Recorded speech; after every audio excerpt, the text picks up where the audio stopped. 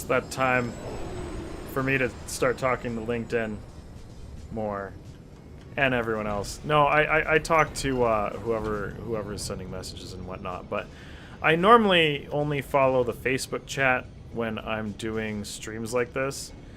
And that's partly because it's really hard to keep up when you have just like a ton of chats to keep up with. But today, I decided to do things a little differently. Whoever's sending messages. And gosh, I can hear myself. It's weird. Normally only follow the Facebook chat. Oh no, this is why I don't mess with different chats.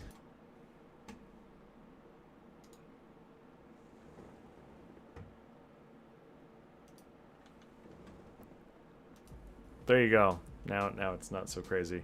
Yeah, so anyways, now that I'm about to crash into something in space, I wanted to talk about the things that I've noticed that have actually been making people either like more successful in trying to accomplish certain types of career goals this year, or things that maybe accidentally worked out for folks, because I've had a lot of students this year. So for those who are watching this and are wondering, like, who is this person just flying through space and an X-Wing, because that's what's going on right now.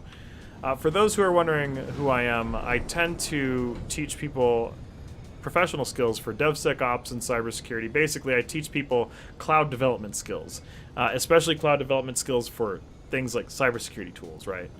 And for those who are interested in that sort of thing, I've been spending a tremendous amount of time, pretty much my entire life this year, helping people figure out how to build cybersecurity jobs and how to, not just get into some entry-level job, because, like, let's say someone came from the finance industry and they are making six figures and they're like, okay, I'm ready to take a pay cut to move into cybersecurity. Maybe you don't want to take a pay cut to go make $30,000 after you've been having like some senior level job somewhere else and you have a family to feed. Who knows?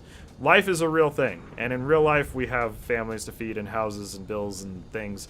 And so if you've ever gotten to a certain point, you've been building your career, it's not the easiest thing to just suddenly shift from, being in a career that you maybe even went to college for, and you spent 6 years in college, you got a master's, maybe you ended up getting a PhD, and now you have to do that all over again to hopefully make like a decent living, maybe because of the climate, maybe because the pandemic has prevented you from doing the kind of work you're doing. But I wanted to talk about, like, of all the students that I've had, because I've had so many students, different types of students, people who maybe come from having people who can help them out, to people who have to like take care of themselves, people who are like just career people who never had a career before and are just graduating high school. And I also so happen to teach middle schoolers how to learn technical skills and things like that.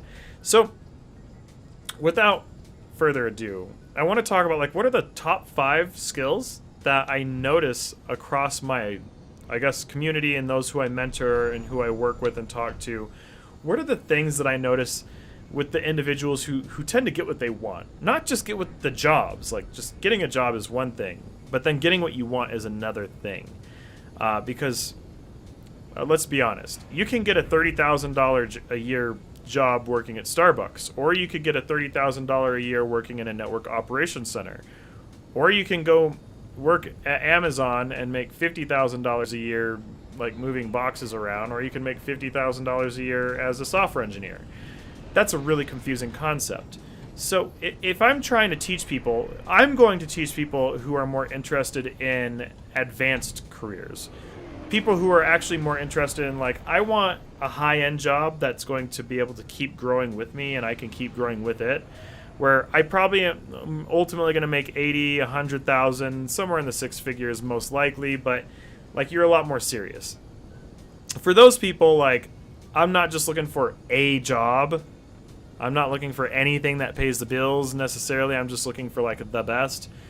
What are the top skills, the top things? So let me slow this X-Wing down and let's just get into a quick whiteboard.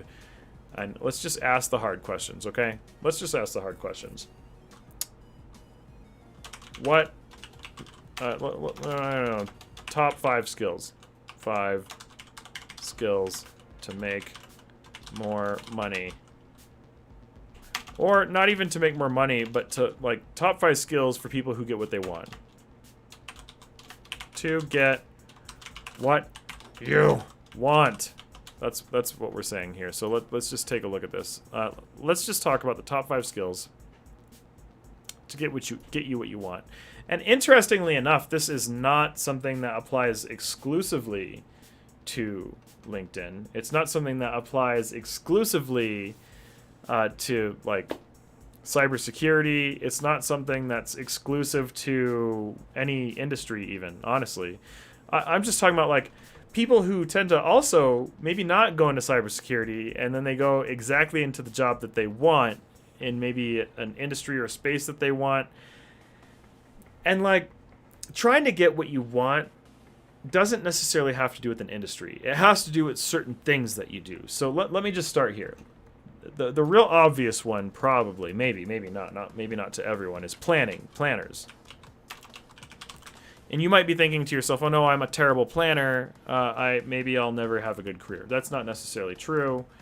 It's because a lot of the people who've been successful didn't necessarily think of themselves as planners. And there's something called imposter syndrome we'll talk about too. But really, skill number 1, like maybe the most important thing when I'm just thinking about, like, okay, so someone's trying to figure out how to get a job, but they don't just want a job. So we created a program called, like, the Pied Hacker Experience, and with that we created a program called the Pied Hacker Experience Prereqs, which our prerequisites program helps people get jobs. And the only real reason why our Pied Hacker Experience Prerequisites program generally just gets people jobs is because it teaches you how to plan. And for people who take our prerequisites program, it's free. They end up getting jobs from that just because it says, okay, do this, then this, then this. What am I trying to get at here? What I'm trying to get at is, if you're trying to get a job and you're trying to figure out how to get the job you want, maybe you want to work in cybersecurity. Maybe that's something that you want to do. Maybe you want to work as a coach doing something. I have no idea. But in this case, I am in the cybersecurity general space and DevSecOps, which is, I guess, more development. So I guess software engineering too. But let's say you want to be a software engineer. Let's say that you want to be a developer, or let's say that you want to work in cybersecurity. Let's go in that direction. The first thing is setting a goal. So, like, really, it comes down to individuals who set goals that they stick to, but it's not just setting the plan. So this comes down to, like, goals first. People who are good at just, and sometimes this is personality. So some people are planners and some people are stubborn. I've noticed that the more stubborn my students tend to be, the more likely they are to get what they want. And then the ones who tend to be more calculated planners, they tend to be more likely to get what they want. But one thing that I notice across the board, whether they're a natural planner where they're just stubborn and they're like, I'm doing this thing, I don't care what anyone says, or they're like, oh, I have this very specific goal, I want to work in cybersecurity, I want to be an analyst, this very specific type of analyst. Either one, doesn't matter. Goals. People who are good at defining a strong goal that's tangible to them, of something that they want to do, and then really this goal then has to include self-interest. Has to. I've had so many people come through our programs and figure out, like, things that they want to do, get jobs that they enjoy having. I've had students have jobs they hate. That's not an exciting thing either, where it's like, you worked really hard to help someone get a job, but then all of a sudden it's a job that's really not fun for them, and then it's also hard for me to watch too, because I'm like, oh man, I helped this person get a job and they don't even like the job. So then this comes down to another piece, is the ones who tend to have the most success and unanimous across the board for, like, I've worked with a lot of students at this point, and I just wanted to kind of cut some of these, I just wanted to cut the complicated bits and just get right to what are the high level things that they all have in common. Strong goal setters, really strong at setting goals, and setting goals that have to do with self-interest. Once again, whether it's stubbornness, where they're like, obsession, self-interest could be in the form of obsession. Sure, someone's obsessed enough interestingly enough, if you're obsessed enough with something, that bodes well for almost any career. The downside is that most people trying to find a job, they might be obsessed with something that's not career focused. You might be obsessed with a TV show. You might be obsessed with like creating home crafts. Like I'll tell you, like I like building gaming PCs. Building gaming PCs doesn't make me money. It's a money pit. Right now, I can't even afford the things that I want to do because the things I want to do cost so much money. It's obscene. Like I want a processor right now that costs $2,000. While I might end up getting something like that for the business, but like for my home experiments, to just buy a $2,000 processor, where then I need to spend another $4,000 on this motherboard that I want. Now that moves beyond gaming. I have enough like gaming PCs that I built at this point. But like self-interest, like I like to build things, but you know, at least building gaming rigs and things like that caters toward a goal that, you know, oh, I like building things. You can create a goal. It's like, oh, what if I could build things for a living? I talked about in a recent video where I just talked about the fact that a lot of what makes me successful comes down to, I didn't search for cybersecurity as a career. Cybersecurity, in a way, kind of what I'm talking about with the students I've seen, is I so happen to have strong interests. I have these weird, strong hobbies that so happen to convert into things that make me money, like hobbies that are around building. But like, what if you like gardening? Maybe cybersecurity is not an industry for you, but it could be cybersecurity for companies that do gardening, things like that. Who knows? Really, you have to like what you do. I really mean this. If you want to get to the higher brackets or higher echelons of business and you're trying to do more, accomplish more, you really do have to like what you do. It's a painful reality, I guess, for some who don't necessarily pursue things that they like, where some people will pursue like money. They'll be like, oh, well, I want to go and get the highest paying job. Just because you're pursuing a 6-figure salary doesn't mean you're going to get a 6-figure salary. You hate what you're doing, you're not going to be... Well, you could make 6 figures if you love money enough. If your self-interest is enough in money, that's a self-interest. If you like... I've noticed that too. People who love money enough will actually stomach things they despise doing because they just have enough self-interest in money. So that can be a thing that overrides too. But like, maybe your self-interest is in family. That's a thing that can be real complicated, where you still gotta... Maybe you create a business that works with your family or something like that. Anyways, so one, planners.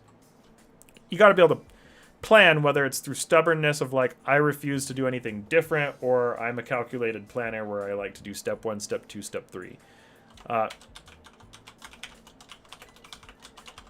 This is a huge one. This is actually a huge one. This is one of the biggest ones. This is maybe the biggest thing that I've seen for like the people who accomplish the most. They might not even finish some of our programs, honestly, but a lot of those who have an excess of things that work out well for their career and they tend to get what they want. They say, I want to do this thing. And I'm like, oh, okay, cool.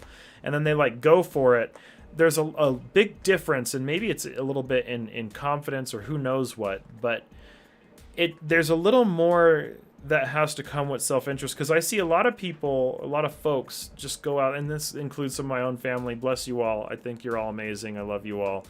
But some of you will run into a scenario where you like something, but when you start doing something you like for work, it actually kind of becomes a little stressful, if I'm honest. It becomes kind of tense, and you're like, I always do this thing. It's not the most fun for me. I'm kind of tired of doing whatever this is. Like, I don't know, like whatever. Anytime you do work eventually becomes work.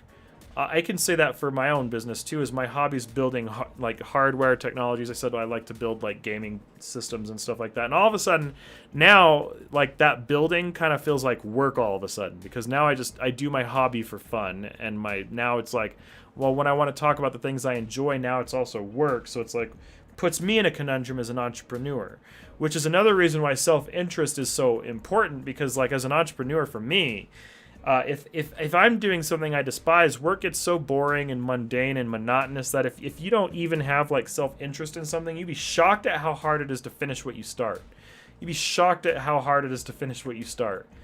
And I swear, you got to at least have some self-interest when you get into your goals, get into what you're trying to dig into. And one thing I will say about cybersecurity is I started teaching using open source. There's a number of reasons why. I found that I had students who would pay $10,000-$20,000 to learn from me. And then after spending $10,000-$20,000 to learn from me, they'd go and they'd try to get work, and maybe they did get a job. A lot of them, most actually would end up getting a job. And then they find out that they hate the job, and then I'm like, well, let me help you try to find a different job. Then they go and they find a different job. Some of them are like, oh, sweet, you know, it's just a bad manager or something like that. But then there's the category of students I have where they're like, well, now they have a different job, so, you know, do I know how to help people get jobs? Yeah, yes, it's one thing to get a job. Once you know how to get a job, it's easy to keep getting jobs. I'll put it that way. Getting jobs is a skill of its own. It's, you know, you learn how to get one job, you learn how to get a lot of jobs. You learn how to climb at one company, you can climb any company. It's just a bubbled skill or whatever. But once you get good at getting jobs, if you don't like a job, you can move to another one. And what I'd run into is bad manager, they get a new job with a good manager, and then they're like, oh, yes, I love this work. This is awesome. But then there's the category who's like, you know, I got another job, and the manager's better, and, you know, I like the company. But they hate the work. They hate the work. That, you know, they never really liked the technical stuff in the first place. They kind of just went to cybersecurity for the money. And then maybe they do get to like $80,000. I've had folks who come from another industry, and then they go straight into cybersecurity. Their first salary coming in first is like $80,000 coming to cybersecurity. Now, I've also seen as low as $35,000 a year, but it really comes into like, how do you enter the cybersecurity industry? You can enter the cybersecurity industry and make $80,000. You can enter the cybersecurity industry and make $30,000. But really, the next one that comes into play is like, okay, so you can make money. Who cares? Because then all of a sudden they're like, well, I don't think I like this industry. I don't think this industry is for me. And it just comes down to like, it was too boring, too dry, not enough interest. And it makes it really, really, really, really, really, really, really, really hard. So really, I'll just say this, lack of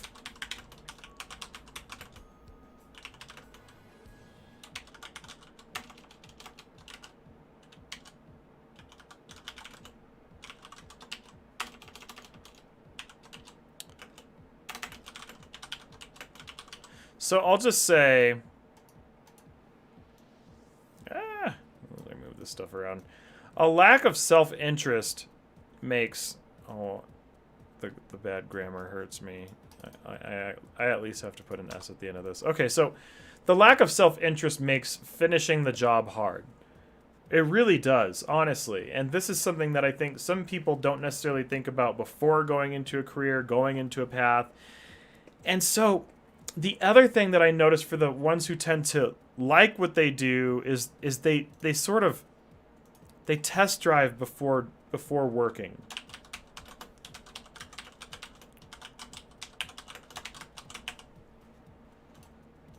The ones who I see folks come in and they test drive the industry first, and that self-interest remains, and they're like, oh, sweet. You know, I'm going to go on, I'm going to go try a bug bounty. And then they get into bug bounties, and they're like, yeah, you know, I just got a duplicate in a bug bounty, and I didn't get anything for it. but at least I enjoyed it, or at least I thought it was pretty cool, right? You know, so test drive the industry. They tend to test drive the industry where they try to find free resources at scale. Oftentimes, I'll just put it this way: they pursue free resources at scale. Oftentimes,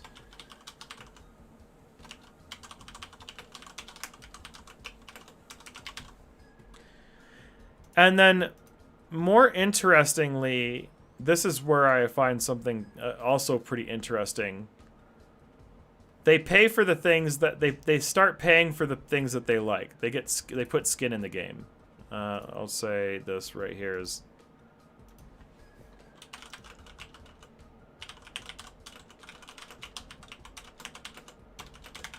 And it actually has nothing to do with paying for a skill or anything. It's really just paying for mentors. Honestly, this is it. Which is why I'm talking about this, I guess, because there are a lot of mentors, and I'm just gonna say this, like, I'd say like the most like straightforward is like there's the cyber mentor. Anyone who doesn't know who the cyber mentor is, you should honestly look up the cyber mentor. And there are others, and like, I'm not saying that I should be someone's mentor, that the cyber mentor should be someone else's mentor, or that you should go look at Network Chuck and all these people. But the reality is, oftentimes, if you want a certain lifestyle, you want a certain skill, if you go and find someone else who's achieved and I mean exactly what you're trying to accomplish, that's the kicker. Someone who's done exactly what you want to do. Usually, the things that got someone to doing exactly what you want to do, or, you know, maybe they've done it in the past, been there, done that and all that, but they can fast track you. And this is the thing that I've noticed is, like, when you pay people for a fast track, you can actually expedite your total income, even though your expenses are higher early. That sounds a little convoluted for those who aren't financial people. But a big one that goes with that is, like, if you're trying to figure out how to get through a bind, like, people don't have just like time falling off of trees. Even I don't have time falling off of trees. I sell workshops and things like that, and I give most of my time to people who sign up for workshops. There's a reason for that. It's like out of necessity, but I do other things like free coaching Fridays, so I try to help people as free as much as I can too. But the reality is, if you want someone to have the time to answer your direct questions and talk to you and all those things, someone who you can pick their brain and all that stuff, there are a ton of mentors out there. LinkedIn is littered with a brilliant set of just very, very smart people who know so many things that you can talk to. And honestly, oftentimes they pay for multiple mentors and things like that, and try to just follow along and learn from people. But really, they also take advantage of free resources. Really, what I call this is they maximize. They maximize everything around them. And some people don't necessarily have money. So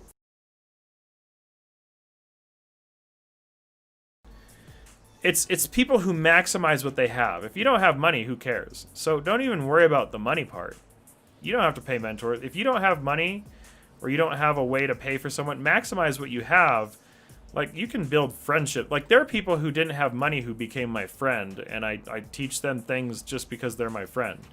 So, like, you can go and you can become friends with someone too. You don't have to necessarily pay people. But someone asked, am I on Twitter? I should get on Twitter more. I send my link, so I should start using Twitter more. I used to use Twitter, so I'm not on Twitter a whole lot. Maybe I will start using Twitter a whole lot more than I used to have, because I hear there's a lot of people on Twitter. But yeah, I noticed that people who really do well, like, they test drive and they maximize what they have. And what does this go back to? Honestly, like, this is a cookie cutter thing. The reason why I set the goal piece first is it goes back to this right here. Self-interest. It's a discovery process, really, to discover, like, do you like this? Do you like doing this? I don't know. Like, that's really what it is. Do you even know if you like doing the thing enough to finish what you start? If you buy a Raspberry Pi or something, and you're trying to learn some technical bits, and you've never learned anything in the general space, maybe you don't like working with a Raspberry Pi, and there's another format. And then maybe you go and you take a course with an instructor. And then maybe you find that you love having an instructor, someone there to hold your hand, someone who is there to have conversations with you. That's kind of like having a mentor. So, like, those who go to college, going to college is a way to maximize what you have. Or maybe you want to go and have opportunities for scholarships and things, where going to college, you're paying mentors. That's what you're doing. So I look at paying mentors and paying for college to be roughly the same thing, very similar, you know. Because what does an instructor have? Life experience. What does an instructor have done at some point? They've done something you don't have. They have knowledge you don't have.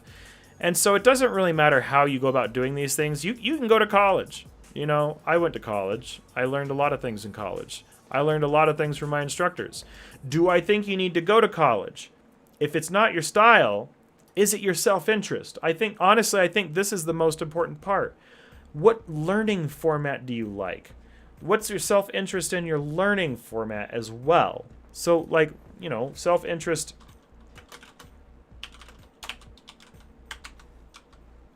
Like, whatever topic you're at. If I'm talking about DevSecOps and cybersecurity, self-interest in the topic. People who try it, you try before you buy. Like, if you're going into an industry, you're saying that I'm going to go ahead and build this career where I'm going to sink to like 40 hours of my week, 40 plus hours of my week into a job. That's most of your life. And what if you never take the time to self-explore what you even like doing when there's so many careers out there? You could be a doctor. You could be a person who works with like building architectures for how to build advanced building architectures. Who knows? You could be a person who does the networking stuff like what I do and cloud and cybersecurity. Awesome. You could be a chef. You could be a sous chef and be the person who leads the chefs. You could be... I could honestly go down this long, endless laundry list of things you could be. You could be a person who helps with, like, oil deployments. I have no idea what your self-interest is, and the problem with just trying to choose careers based on what your parents say, or based on what someone else says, or based on what's the best paying. One thing I run into is a lot of people come into an industry, any industry, is cybersecurity is one of those industries that can pay six figures. There's a lot of people who come into any old space that can pay well with the goal of just making maximum money. Money's not enough. Money's not enough. Because you can make money doing other things. You can make money doing so many random who knows what things. So really, I would say the next one, like, just test drive. Test drive what you want to try first. And honestly, let me tell you something else, is from test driving, that births what I am going to just call DIY. DIY learning. People who do it on their own too. Where they go and they test drive, they try different things, they volunteer for stuff. And so really people who come in here and they're like, okay, so really I'm saying put all these bits together. It's not just one of these little elements. Like, these things are very cohesive. It all starts with planning. So like, first, like, set a goal. Either you're stubborn, great, that creates goals easily. The more stubborn you are, I'm sure that makes it real easy to have goals. I'm stubborn, it makes it real easy to have goals. I'm like, I'm going to do this thing. And then people are like, no, you can't do that. And I'm like, no, screw you, I'm doing this thing because I'm stubborn. And then here I am today, still doing the same stuff that I've been building for months. I started building the Olympiad about this time last year. It was called the Assault Grid. I'm so stubborn that I've been building the same thing for over a year at this point. Different people... it's evolved and it's advanced and it's gone bigger. Some people are stubborn. Great, planning. Or if you're just like cold and calculated, maybe not cold, but just really calculated. Some people are really good planners. Great. That's where it starts. And then self-interest comes from that. So I'm doing a little recap here for anyone who's coming into this chat a little late. And then moving into like being able to finish what you start. But once again, you can't easily finish what you start without the self-interest. And then in terms of like test driving, you can find things that you know you'll finish. If you find that you're trying to go and build a home lab and you can't get yourself to build a home lab, and then you try to go build cloud, you're probably not going to enjoy a cloud job if you hate trying to build your own home lab. And so one of the things that I do is I try to get people to go and I try to reproduce the things that the people who have the most success get the most success from. And that really brought me into being a really big believer in DIY learning, because people will go home and almost without fail, the people who go and learn at home on their own, these are the folks who tend to get whatever they want, because they get to test drive an experience. They get to go see if they even finish the project. If someone goes and they home lab and they're like, I despise doing this, I have had people who start working on one of our programs, and I quite literally have had students say, I don't think this is for me, I would like a refund. And I said, well, what was wrong with the workshop? They said, nothing, I like the branding, I like everything that you did, I just don't think this is the right thing for me. And honestly, that's an honest thing. That's an honest thing to say, I don't even think I like this enough to want to finish it. Why would you want to move into the career if you start test driving an industry and then you find after test driving the industry that you despise the day-to-day work? Because work If you already don't like it, it only gets worse. And like I said, I've found people who then come from, they don't like it, and then they get into the technical work, and then after they've job hopped once or twice, they're like, I can't do this industry. I never want to work in this industry again. And then they go and do something that has nothing to do with technology whatsoever. But the ones who come out and they're like, yeah, like, this is sweet. Like, I love this stuff. And then the last one is, like, this is honestly maybe another really big one. This is the 5th one here. This is like the giant of all things that brings a lot of people a lot of success. There's a downside to creativity, is sometimes when people think too outside of the box, they end up not being able to communicate well. And so there's something that needs to come back with that, is creativity and also good communication skills.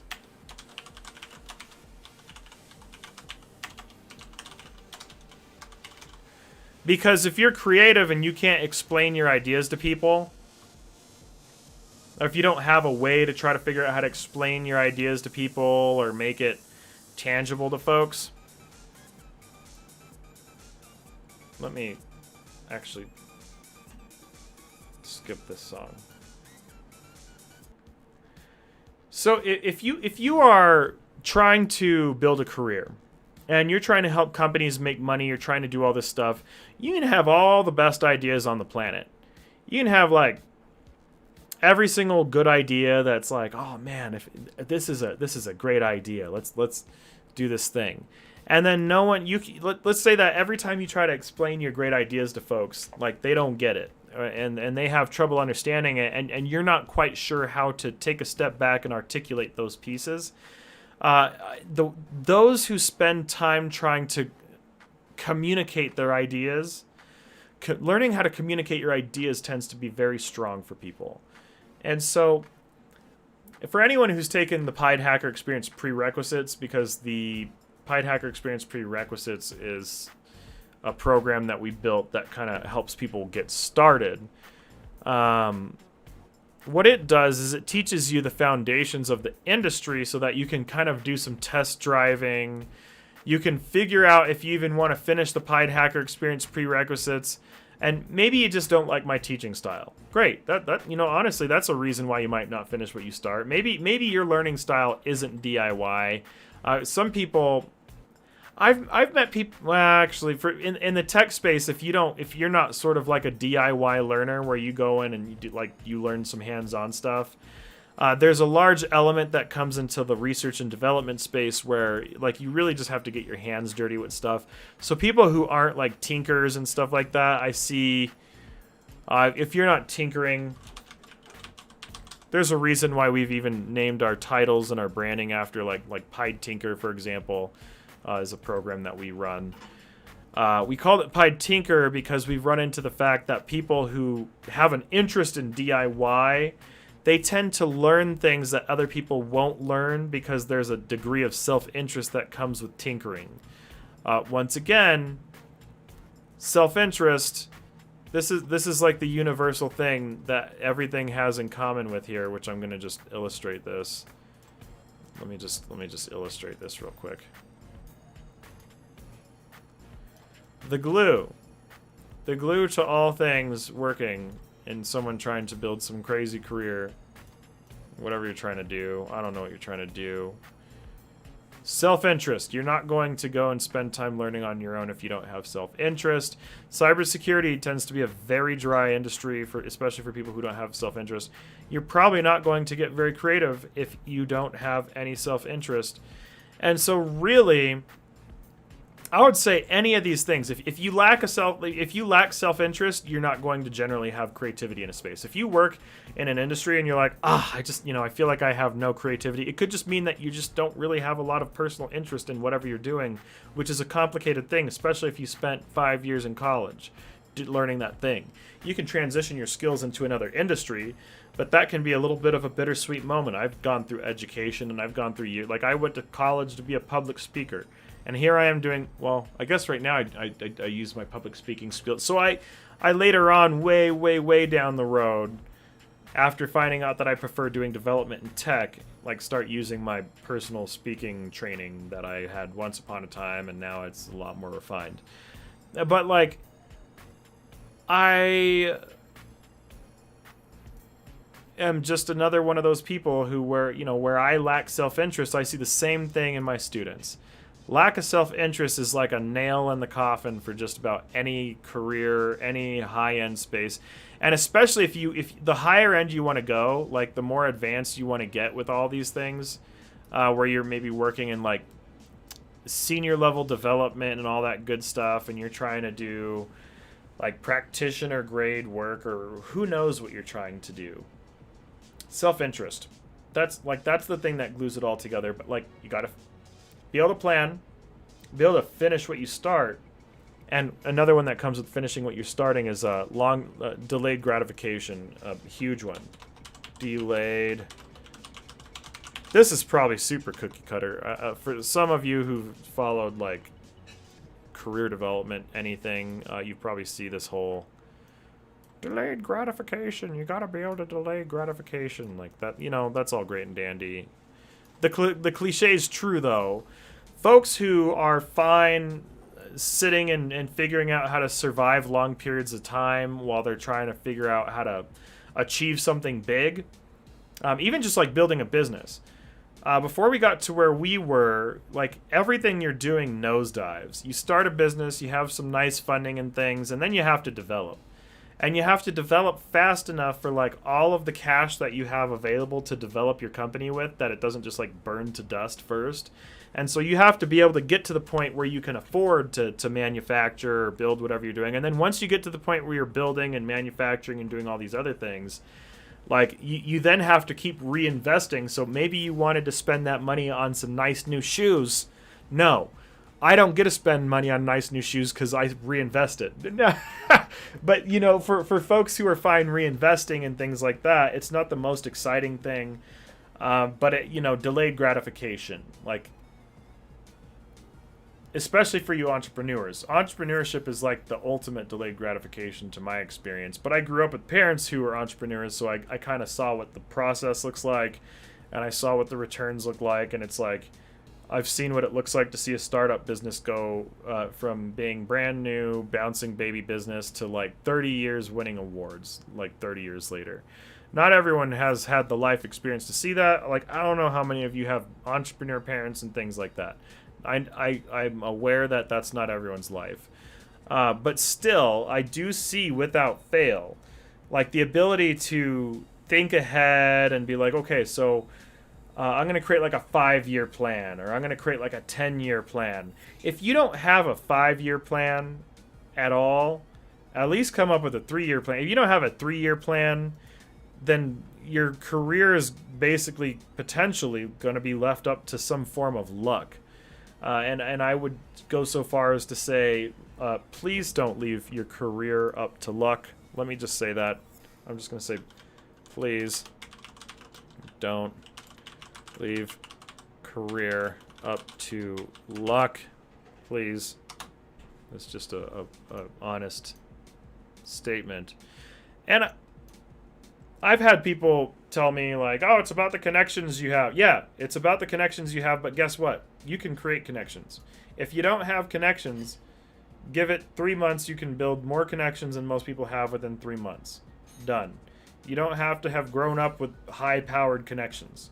You don't have to have grown up with high-powered friends and people who, I don't know, who knows what. People who do crazy, fancy, whatever things, like, I don't know, fancy things. Whatever fancy people do, like live on their fancy things. But don't leave your career up to luck. Honestly, luck isn't something like I've heard a lot of people. Oh, I gotta update this little title right here. Let's see, LinkedIn. There we go. So, there you go. But don't leave your career up to luck. It's a bad idea. You'll feel sad about it. You'll feel bad about it. I'll feel bad for you, and I'll feel sad for you.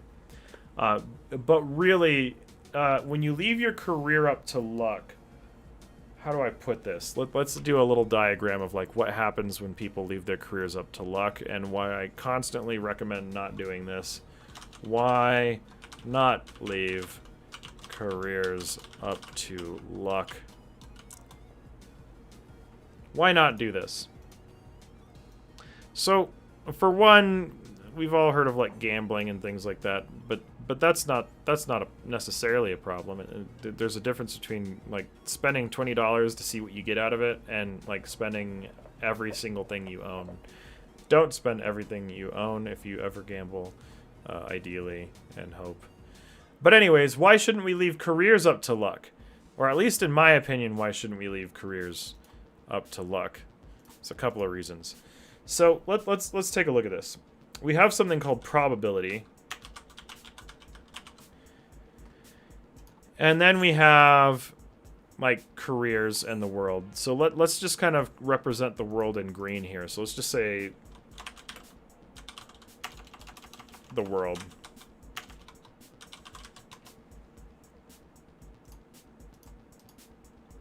So if this is the world, right? And we want to create opportunities, right? In the world, we might have different places. So I might just say, we have different countries. Country. Okay, great. And then we have different states and things. And we have different regions and provinces. Great. Awesome. So no matter where we are in the world, doesn't matter. So we'll say you could be in a country, or you could be in a certain country and be in a certain state. Doesn't matter. Or you could be in a region. Could be any old region. What kind of region you want to go to. Could be a fun region. Could be a not so fun region. And fun, that's in the eye of the beholder. So in every single one of these locations, we have a probability, right? And when we think about the word probability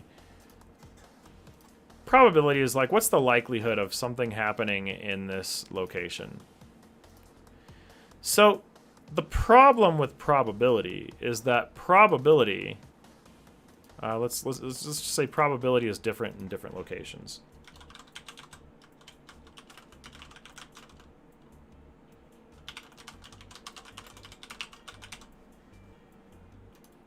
And the internet makes it a little easier to get around this whole thing. In the past, we had a physical barrier. So historically, before the internet, before online jobs, it was a lot harder. You did have to be a little bit stuck on this possibility that luck might mean that you live in a place where you can't make money. Well, let's say this.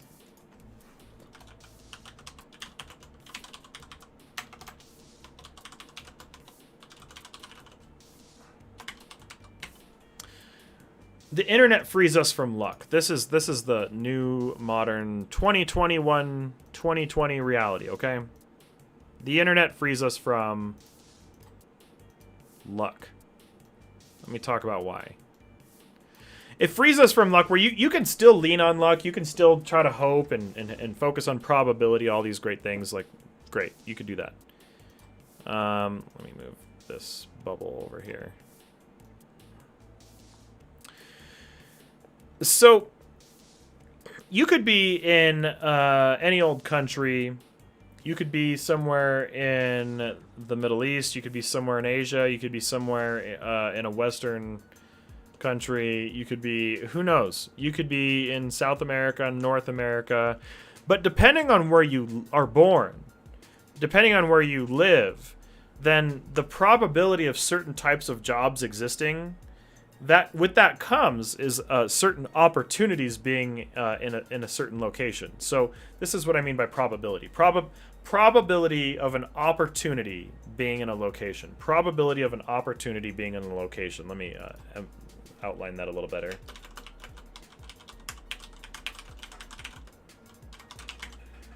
So I'll just say probability of an opportunity being local.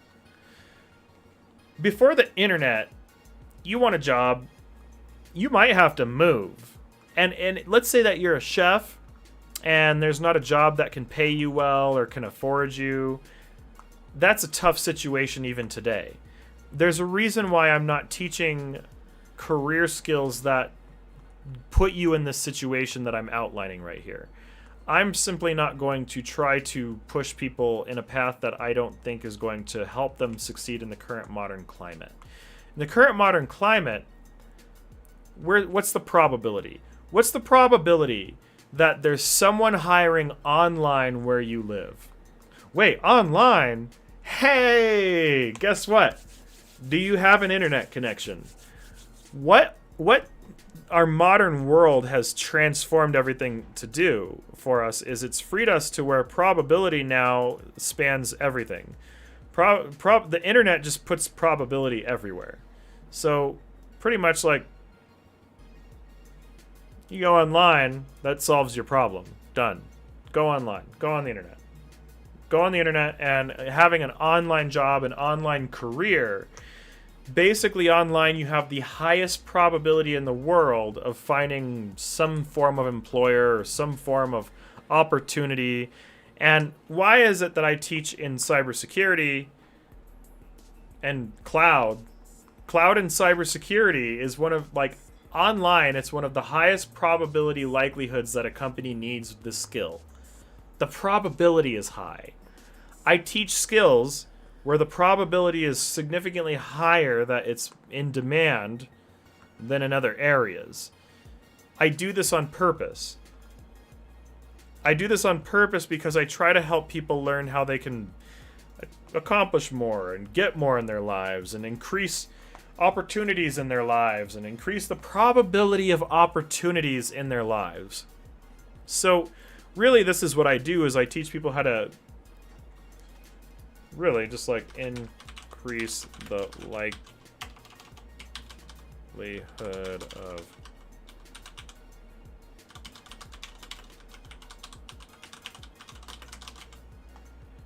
so what I do, if I just kind of put this on the whiteboard here, is I focus on increasing the likelihood of probabilities of opportunities to work. People wonder why my programs work. My programs work because I put you in the path of least resistance. I'm an ethical hacker. Hello. Meet an ethical hacker's guide to job hunting. Oh, I should have called this video that. An ethical hacker's guide to job hunting. When you're doing threat defense and cyber defense, one of the number one things that you're taught when you're trying to teach cyber defense is that hackers tend to follow the path of least resistance. Most job seekers oftentimes tend to take the path of most resistance because it feels and looks hardcore, it feels and looks extreme, and it feels and looks impressive. But sometimes the path of most resistance is exactly that, where it's potentially the path of most resistance. Let me tell you one thing I've talked about this year when we're talking about the path of most resistance. If I just say this, what is one of the paths of most resistance when looking for work?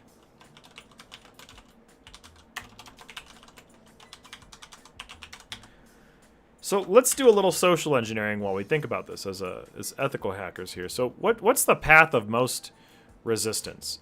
Somewhere where everybody else is going, somewhere where everybody else is looking. So let's just say that.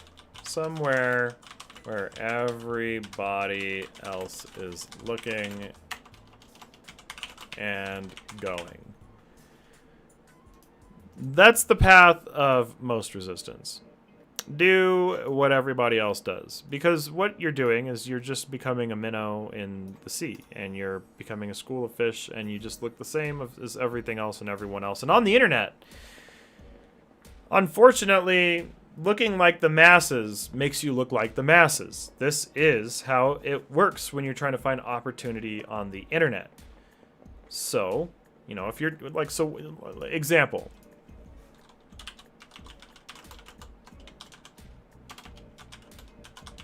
Job boards. Done. Most people, like, if you think like, oh, I need to go look for a job, what's the first thing that most people think about? Or if you talk to enough people, or if you spend enough time in the influencer space and you have like 1,000 people all over your channels and so on and so forth, you're simply going to run it into the fact that job boards are most people's like go-to. They're like, oh, I'm gonna go look for a job. Job boards. Nothing wrong with that. No, there's nothing wrong with job boards. You can get a job with job boards, but understand that job boards are one of many paths of a lot of resistance. So if you're trying to accomplish something, really, once again, goes back to, like, I guess folks who get what they want. This goes back to, let's just go back, creativity. Creativity. Creativity all day long. Creativity makes you stand out. No creativity, it's really hard to stand out. And how do you become more creative? Spending time with DIY. Spending time tinkering. Spending time learning it at home, playing around with things so that you can come up with your own creative expressions and build a form of mastery that allows you to kind of understand what you're doing, what you're looking at, what you're trying to do, what's possible, learning what's even possible in the first place. So, really you want to increase the likelihood of probabilities of opportunities to work. This is an important thing. Let's be real about that. So the path of most resistance is to go where everybody else is going and look where everybody else is looking. Be like, hey, everybody else, you're also applying to this job? Whoa, 100 people applied to this job? Amazing. Amazing. I'm going to go apply to that job too and think that it's going to work out better for me than the rest of you 100. The rest of you 100. Sounds like such a great idea. Honestly, really, just statistically speaking, it's just how that works. Which is why I want to talk about these things. Because why bang your head against a wall doing the thing that looks easy? Because this looks easy. People, here's the other one. I'll put it this way. The things that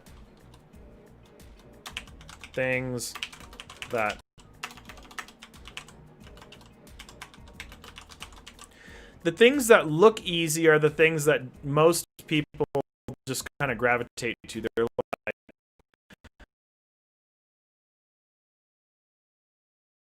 hard. Posting daily, that sounds hard. No offense to folks who I work with. The people who post daily, if you're making like daily posts and socials and things like that, those folks tend to get like a lot of what they want, like being seen. Now that's not the only way to get jobs, the only way to get seen, and applying to jobs does work. I'm not saying that you should not apply to jobs. But really the easier it looks, sometimes there's just, so something that looks easy, just be aware that it comes with hidden challenges. It doesn't mean it won't work. It doesn't mean that it's not going to work for you. It just means that things aren't necessarily as easy as they look on the surface, especially if it looks easy. So that kind of brings me to, I want to talk about like what we've decided to do, because we are at a weird junction where we, like the Olympiad is complete. The Olympiad is deployable. We've completed the Olympiad. And I want to talk about the Olympiad as lightly because we use this basically in order to teach people skills. We've come up with a way of like, how can you just like learn the stuff without having to basically go to college for like 5 years and learn the things that'll kind of give you exactly what our most successful students get, so that you can just like cut straight to the chase and get exactly what you want. I have decided that it makes more sense for us to just focus on building software, because if I build software, then people can use the software and learn that way. What's the best way to learn? Do the real thing. And the thing that kind of really got us going is that our software, well, really that people wanted real world experiences. And so I'm like, okay, so we just been getting deeper and deeper and deeper into providing real world experiences with folks, where we've been building workshops, educational workshops for DevSecOps, cybersecurity, things like that. But we have this platform we built called the Olympiad. And what this means is we've built our own hardware appliances. Actually, I'll just show you. Because I do want to talk about why do we even do what we do? Because so I built a whole business around trying to figure out this puzzle piece.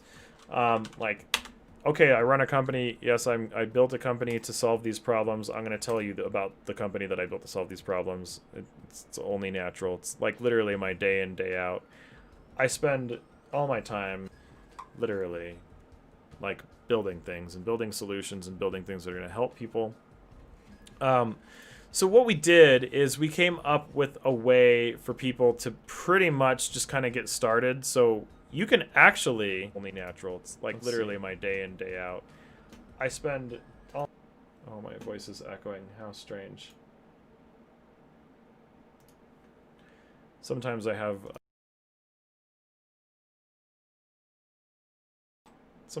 things cause weird echoes and stuff with my mic and my setup, which is a strange thing. But like, we decided to spend some time actually building our own labs and appliances for this very reason, just because we found that people get the most out of actually trying to build stuff. And so we built open source technology, which actually is free. So even just to build our open source, and I'm going to talk about this a little more, is like for DIY engineers, you don't even have to pay us to learn anything. You can actually just go and grab this Olympiad white paper and start building with it. And I'm going to, over the next couple of weeks, talk about why we decided to build a free platform for people to build on and learn on. And why is it that why do we just give our software away for free? I've gotten that question a lot lately. So I'm going to start talking about why we give our software away for free, why we can afford to give our software away for free, and how we afford to keep building and working on our software, because that's just been a really big question that we've been getting a lot lately. But the most important part is we built this platform for people to be able to get jobs where it's like, okay, so maybe you can't afford to like go and spend $10,000 to get your own server infrastructure to learn how to build cloud. Or maybe you can't find a way to get a company who has a $1.2 million cloud deployment or like a $12 million cloud deployment to like go and play with their production environment. Not going to happen. Even if you get hired on an entry-level cloud job, they're probably not going to let you go like touch their $12 million hardware, infrastructure, and assets. And so I was like, how can I make it affordable for anyone to learn cloud, learn infrastructure, learn that stuff without having these crazy beefy systems? We just started actually building it, and we started building, like, this is what's called a bare metal server, like bare metal assets. So we started actually just building servers and systems and assets for people to kind of actually learn this stuff. But anyways, I'm going to go ahead and start wrapping it up. But one of the things I would like to talk about is we decided to build basically just like hardware for folks who are trying to either learn, and software for everyone. The software is free for everyone.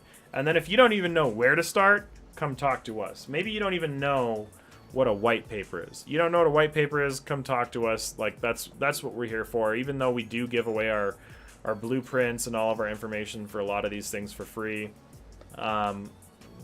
We provide a lot of training around that, because one of the things that I want to do is I want to provide people with a way to build their career. So really a way to build, like literally build your career. Because even I built my career from tinkering. I'm not the only one. It's just a common way for folks who end up just really knowing a lot in general. People hire you because you know how to make them money. If you don't know how to help a company make money, you can learn the things that help a company make money at home. You can learn the things that make the company want to hire you at home. So the Olympiad is a way to learn how to build your career, and then it's scalable so that like you could even scale it into a business if you wanted to. So you could later like scale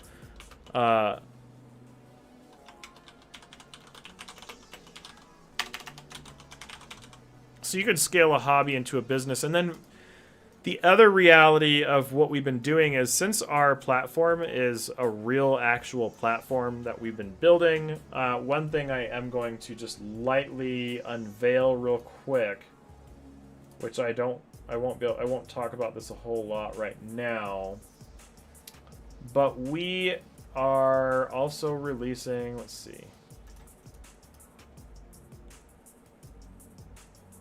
Bear with me while I grab this thing. We are officially releasing an enterprise edition of our cloud platform.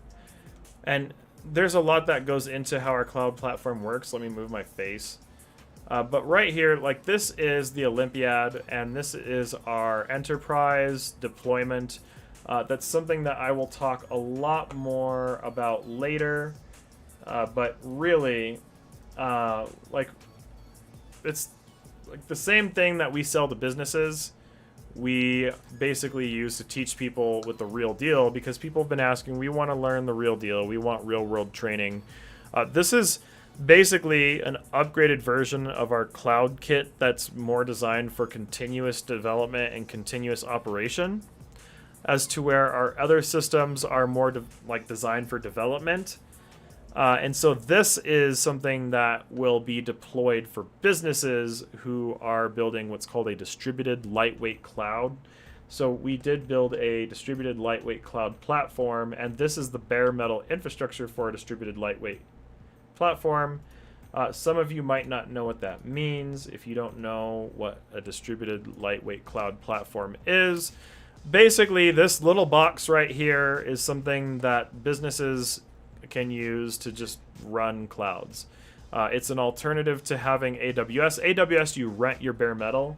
This is an alternative if you want to own your bare metal, and instead of paying a rental fee, you just pay a little more for your internet connection, and then you can build a distributed network with these things. What I'm holding is our old model. This prototype is actually just hot out of the shop. I don't even have it in my own hands right now, but it is kind of based on one of our old original prototypes, which, if the cords allow me to pull it this far, is the one that I use for my own hosting and continuous development, which is hanging out right here. And so the thing, like, this is an architecture that we've been testing for months at this point to make sure that it's production worthy and that it's going to be able to do everything that it can do. And so the same things that we train on, we do business on our own systems. So this is no different from my business cloud. It's just that this is a much more shrunken down. Well, this is I guess a clustered version of it that's designed for enterprise development and enterprise deployments, especially for things like Kubernetes. So anyways, we just focus on teaching people with our own platform, with our own software, and now we're going to make it a lot easier to learn because our platform is a lot more deployable and a lot easier to just use. And the other thing is it's not just reduced and restricted to running on our hardware. Our Olympiad platform can actually be run on, it's agnostic, it can be run on any set of hardware, so you can run it on a $6,000 server, a $100,000 system, or you can run it on a Kubernetes deployment that costs you $2 million or $2 billion if that's what you wanted to do. But really, we're kind of focused on those who are building minimum viable products, minimal deployments, lightweight deployments, things like that, or learning, and home labbers. So if you're trying to learn cloud and you want to learn everything about cloud, this gives you bare metal. Our tools and solutions give you bare metal, which bare metal is like the hardware and the infrastructure and the assets that you use everything with. But anyways, I'm going to go ahead and close this session, because the main thing I wanted to talk about is just why did we do all of this in the first place? We did all of this in the first place because the things that we see people succeeding with, we decided to build our solutions around the things that we see people succeeding with in the actual real world climate for real. And so not just that, but like this knowledge right here, like this will help. This information is enough to help you get a job. You can go and learn for free. Or if you wanted to expedite your process, you can work with us, and we're more than happy to provide mentorship, things like that.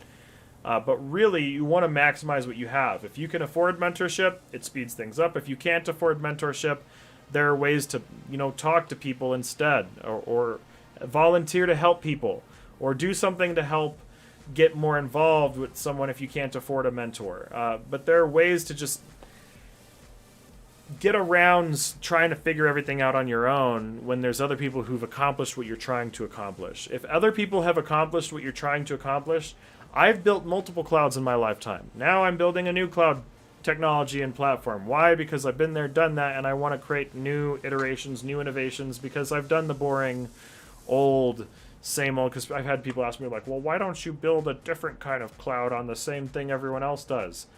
Because that's not how I think. I don't like doing the same thing everyone else does. And so I like to create new technologies. It's what I do. Every company I work with is I try to innovate, help people come up with new tech.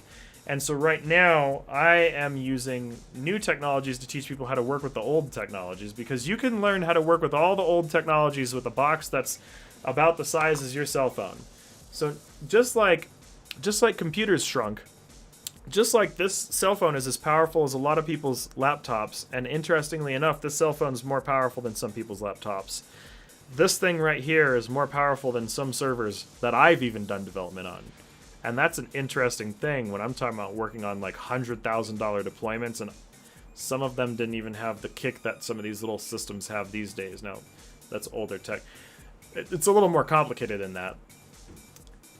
This would have to be like 100 of these basically, but like each one of these, anyway, so it doesn't really matter. But the bottom line is technology is shrinking, technology is downsizing, and we found ways to make it more affordable than ever for anyone to learn technology and learn the exact skills that help companies make money so that you can make money.